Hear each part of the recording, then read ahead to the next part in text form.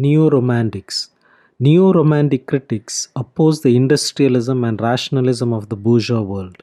They include D.H. Lawrence, Wilson Knight, John Middleton Murry, Herbert Reed, and C.S. Lewis.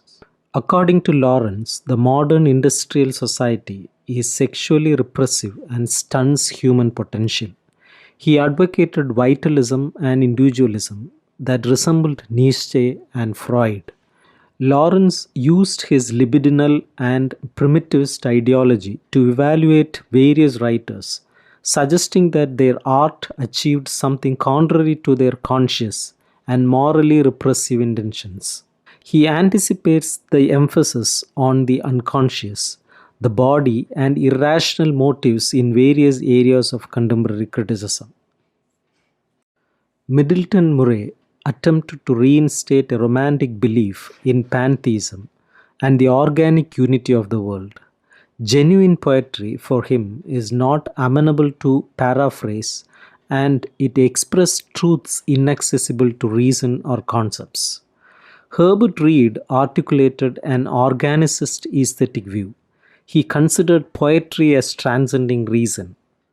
C.S. Lewis, another significant critic of neo-romantic tradition, with his major contribution The Allegory of Love, promoted understanding of formality and didacticism of the literature of the Middle Ages and Renaissance.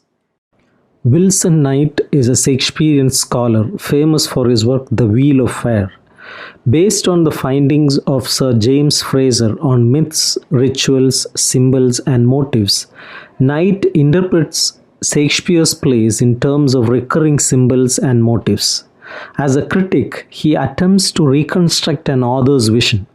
The aim of a critic is to be evaluative. The critic subordinates consideration drawn from intention, biography, or morality to artistic concerns.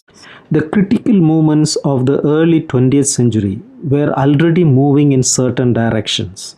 The isolation of the aesthetic from moral, religious concerns, and exaltation of the aesthetic as a last line of defense against a commercialized and dehumanizing world, and a correlative attempt to establish criticism as a serious and scientific activity.